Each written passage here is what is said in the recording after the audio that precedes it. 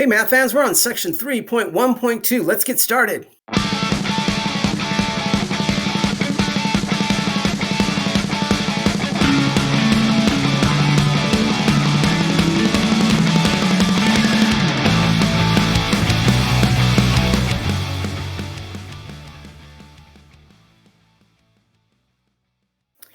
Today we're going to be looking at solving equations with variables on both sides. Here's a 5-step process that we've already been using in class, but we're going to take a very detailed look on how to be the most efficient when it comes to solving an equation. Example 1, solve the equation 5x plus 9 equals 2x minus 36. Now, when you're solving an equation, it really doesn't matter which side the variable ends up on, the left or the right, because at the very last minute, you can use the symmetric property and you put the x on the other side if you'd like. But let's walk through the steps right now.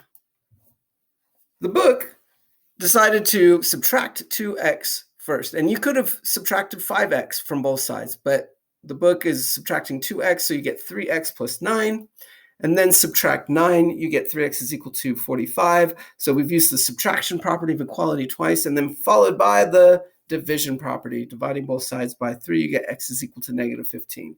Pretty easy example, no surprises here. So I'm going to skip to example 5. This is probably where we're going to have a little bit of trouble, especially when it comes to fractions. I don't know what it is about fractions, but this one little 2 in the denominator will completely throw off an algebra student. So let's walk through the process. The first thing you should realize is that a fraction, or anything where, like for example, this 2 is giving us trouble in the denominator. Did you know you can multiply both sides by 2, which we've done here, the multiplication property of equality. And when that happens, 2 divided by 2 is 1. You can't see the 1 anymore, but it is there. But effectively, we have now just disguised the fraction by using the multiplication property of equality. Automatically, this step makes this whole entire problem look a whole lot easier. Very next step would be to divide by h, both sides, because we are trying to isolate for b sub 1. So this will make h divided by h equal to 1. You can't see it anymore. And the very last step, we use the subtraction property of equality and subtract that b sub 2 from both sides to get our final answer. So let's practice a little bit more with fractions. How would you solve this particular problem? If you said multiply both sides by 4 or 4 over 1, you'd be correct. This would effectively eliminate, or disguise, I should say, this 3/4 that's out in front of the quantity of x plus 3. And then this would make it much easier to solve. So always remember that trick.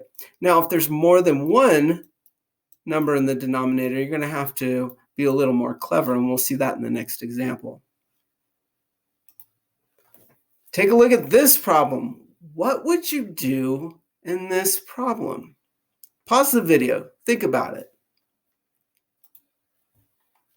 If you said multiply everything on both sides by 6, you'd be correct.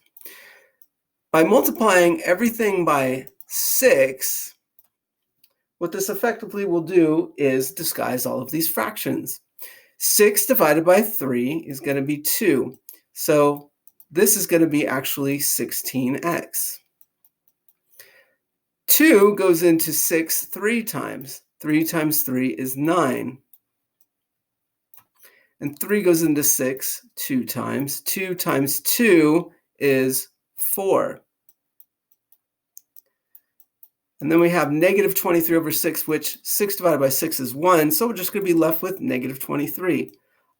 Automatically, this looks a ton easier than that beginning problem. So how did I know to do 6? Well, that was going to be the multiple that would effectively worked with 2 and for 3. Now, we could have multiplied by 2 first, but that wouldn't have eliminated the 3 or the 6. We could have multiplied by 3, same thing. So if you go with that kind of least common multiple, strategy, you're going to end up doing less steps. But there's nothing wrong with doing it. I could have done the same exact problem by multiplying everything by 2 and then multiplying everything by 3, which is the same as multiplying by 6. And from here, you can go ahead and solve the rest of the problem. But this makes solving a whole lot easier. Don't you agree? And that's going to do it for this section. We'll see you in class.